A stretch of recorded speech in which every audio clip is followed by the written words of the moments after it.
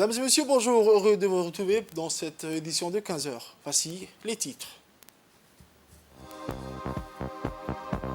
Pour les actualités nationales, atelier de plateforme des médias nationaux des États membres des Ligades s'est tenu au Kempinski Palace. Pour les actualités internationales, le Real Madrid et Manchester City se séparent dos à dos. C'était les titres, mesdames et messieurs. Le journal au complet à présent. L'hôtel Kempinski a abrité une réception officielle à l'occasion de la Journée de l'Europe, célébrée chaque année le 9 mai. L'événement annuel a réuni un certain nombre de membres du gouvernement, dont le ministre de l'Environnement et du Développement durable, M. Mohamed Abdelkader Moussa Halem, l'ambassadrice de l'Union européenne à Djibouti, Mme Sylvie Tabès, ainsi que des ambassadeurs des pays et des membres des missions diplomatiques résidant à Djibouti. La réception a également vu la participation des personnalités civiles et militaires de haut niveau, ainsi que des représentants des agences des Nations Unies travaillant à Djibouti et des organisations non gouvernementales. Il convient de noter que l'Union européenne célèbre chaque année du 9 mai de chaque année la Journée de l'Europe pour commémorer la déclaration Schuman, une date symbolique considérée comme le moment où le processus d'unité des États membres a commencé, c'est-à-dire le 9 mai 1950, juste 5 ans après la Seconde Guerre mondiale. Au cours de l'événement, l'hymne national de la République de Djibouti et l'hymne de l'Union européenne ont été jubilés.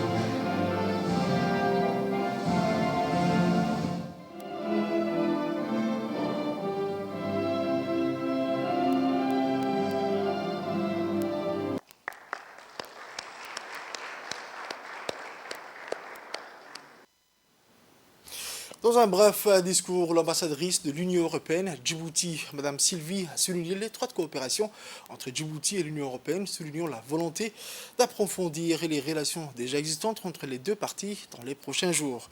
On écoute l'ambassadrice. De Djibouti, dans la Corne de l'Afrique, dans notre région, suite au déclenchement du conflit sanglant fratricide qui afflige le Soudan, Djibouti a démontré de la plus belle des façons à quel point il partageait les valeurs européennes. Djibouti, fidèle à sa réputation de terre d'accueil et d'échange, a tout de suite répondu présent lorsque les nations du monde lui ont demandé son soutien pour l'évacuation de leurs ressortissants. Diverses opérations d'évacuation se sont déroulées et Djibouti s'est retrouvé au cœur de l'histoire en mobilisant ses ressources pour permettre que des centaines de ressortissants, surtout européens, regagnent leur pays. Sans Djibouti, rien de tout cela n'aurait été possible. Je tiens donc à remercier Djibouti pour son aide précieuse et indispensable.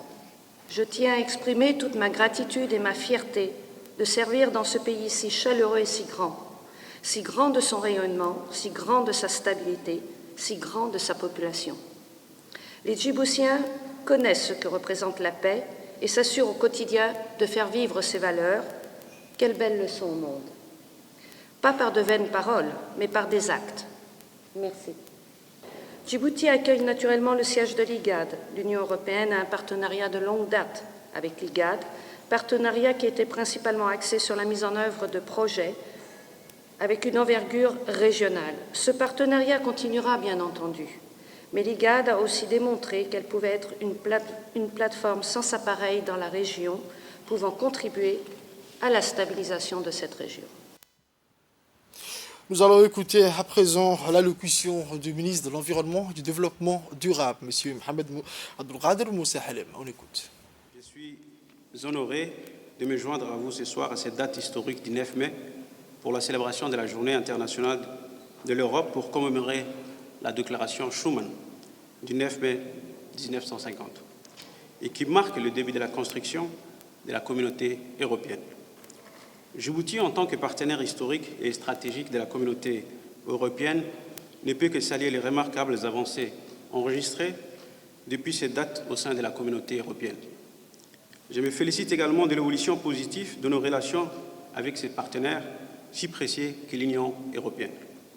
Au cours de ces dernières années, nous avons réussi ensemble à forger un partenariat durable et constructif tant sur le plan de la paix, de la sécurité et sur le plan du développement socio-économique. Alors que le monde est confronté à d'énormes défis sécuritaires et humanitaires, nous appelons de notre vœu pour que nos partenariats se poursuivent avec plus d'énergie, plus de moyens et une concertation renforcée basée sur la défense de nos intérêts réciproques et la compréhension du respect mutuel.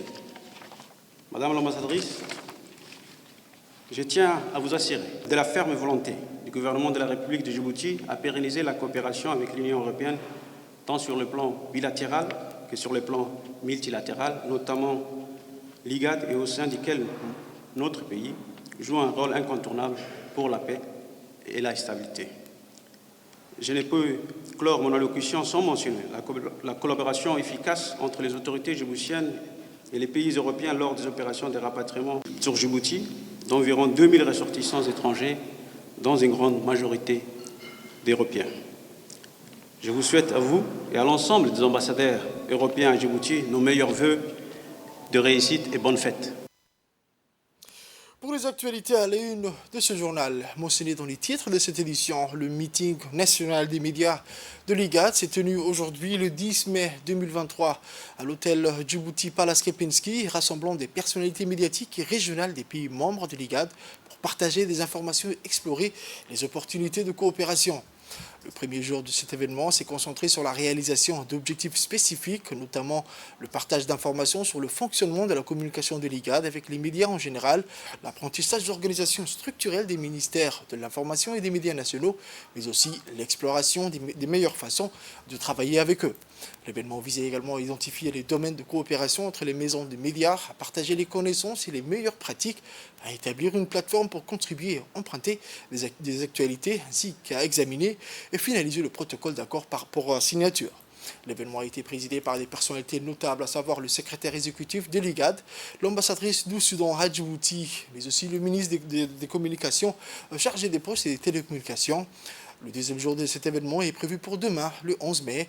Il continuera à explorer les opportunités d'interaction et de coopération renforcées entre les maisons de médias et les ministères de l'information. Cet événement devrait fournir une plateforme précieuse pour le réseautage, le partage de connaissances et de meilleures pratiques, ainsi que pour établir des partenariats et des collaborations qui profiteront à la région de l'IGAD dans son ensemble.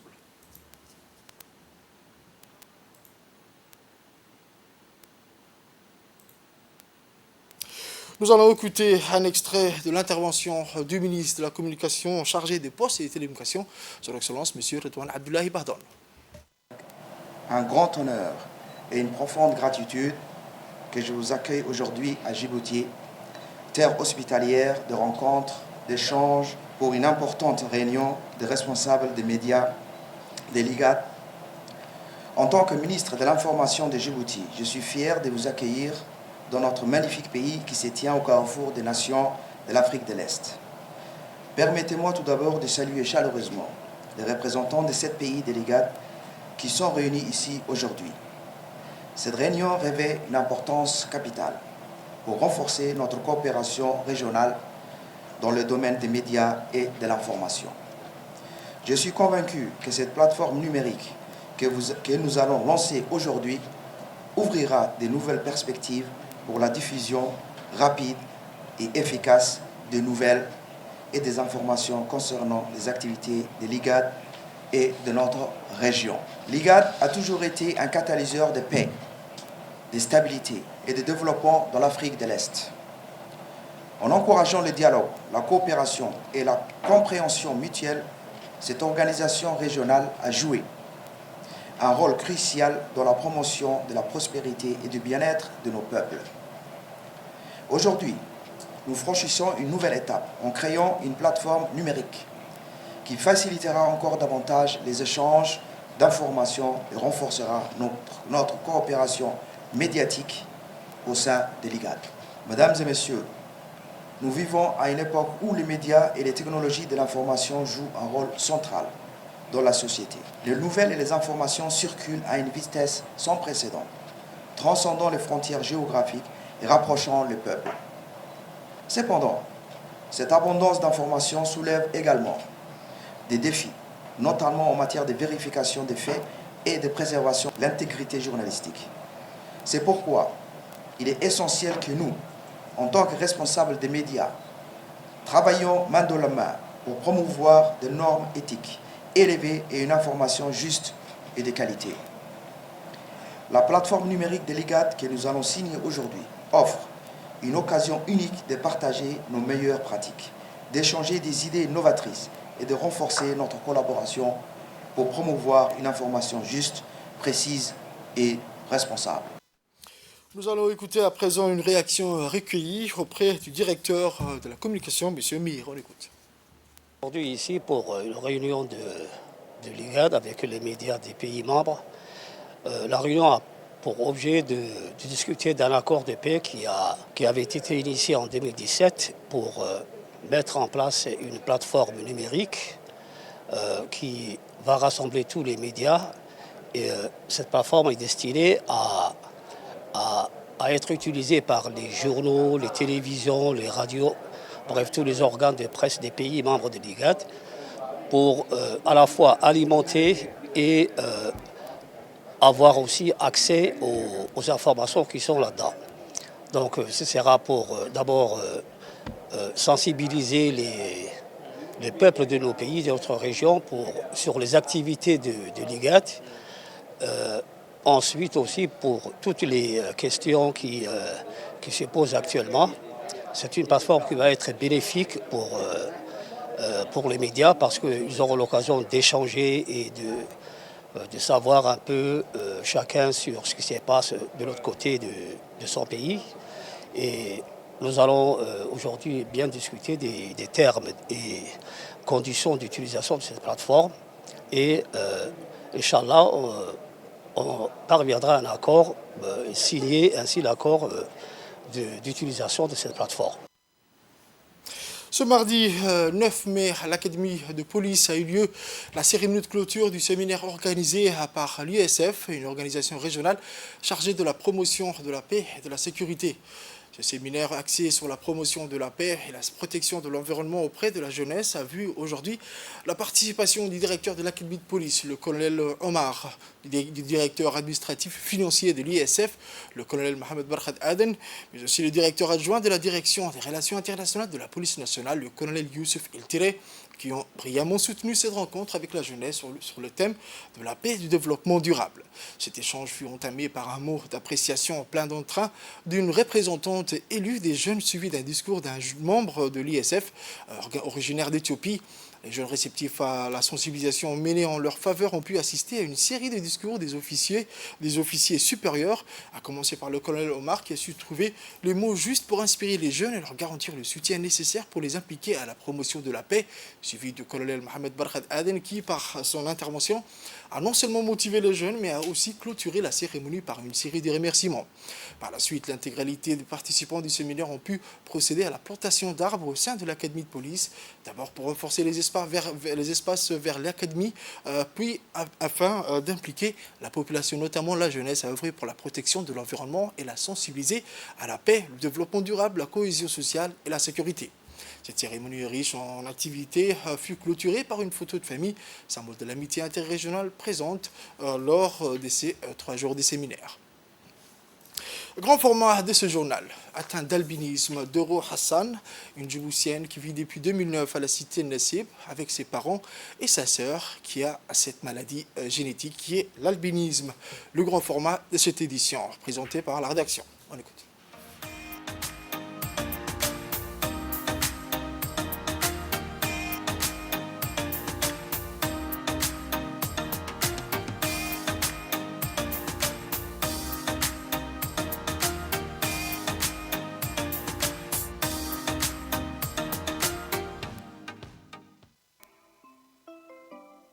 Atteint d'albinisme, Doro Hassan vit depuis 2019 à la cité Nessib avec ses parents et sa sœur qui a cette maladie génétique.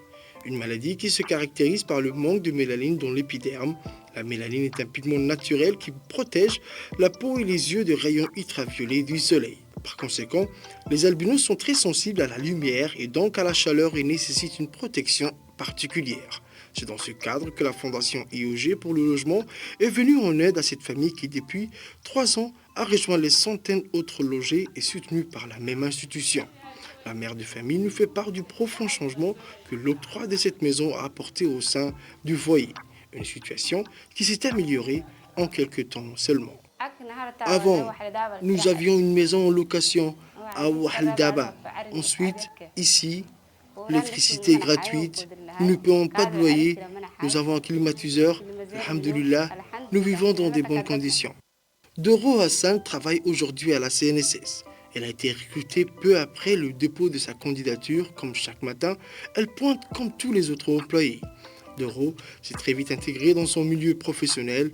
Elle fait partie d'une vingtaine de familles qui bénéficient d'une aide financière de la CNSS, en même temps qu'une assistance médicale et notamment la fourniture gratuite de traitements. Donc c'est les mandats qui nous sont revenus signés par la DG. Comme nous devons toujours nous protéger, on nous donne ce qu'il faut pour le faire. Nous sommes également suivis par une dermatologue et avons la carte de sécurité sociale, mais aussi celui de l'ANPH. Grâce à cela, nous avons accès ici aux médicaments.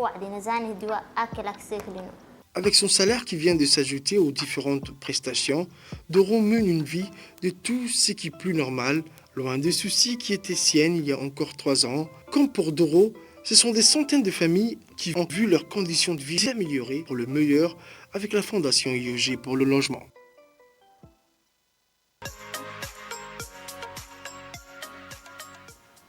Pour les actualités régionales, l'ONU a annoncé mardi que près de 700 000 personnes avaient été déplacées par la guerre qui oppose l'armée soudanaise et les forces paramilitaires de soutien rapide depuis le 15 avril dernier. Le nombre de personnes déplacées à l'intérieur du Soudan a plus que doublé au cours de la semaine dernière, selon les données recueillies par la matrice de suivi de déplacement de l'Organisation internationale pour les migrations. Il y a maintenant plus de 700 000 personnes déplacées à l'intérieur du pays à cause des combats qui ont commencé le 15 avril, selon ces dernières données, a annoncé le porte-parole de l'Organisation internationale pour les migrations. Le conflit a déjà fait plus de 750 morts et 5 000 blessés.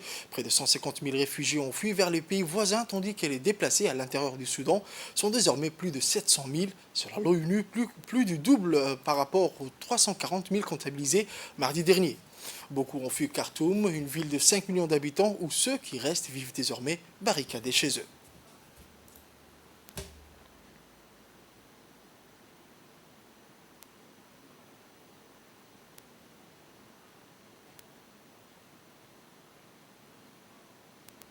Autre actualité à la une de ce journal, pour les actualités internationales, le sport, Manchester City a accroché le Real Madrid un partout mardi au Santiago Bernabéu en demi-finale aller de Ligue des Champions et devra désormais battre les champions d'Europe en titre le 17 mai à l'Etihad Stadium pour espérer valider son ticket pour la finale.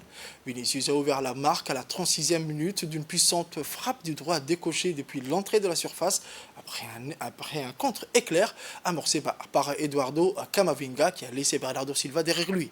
Mais Kevin De Bruyne, discret jusqu'à alors, lui a répondu à la 60e d'un super but similaire du droit qui a éteint le Bernabéu. Le Real devrait assaillir la forteresse de l'Etihad Stadium au retour pour espérer priver Pep Guardiola et City d'un sacre continental tant attendu et s'est hissé vers une deuxième finale de rang.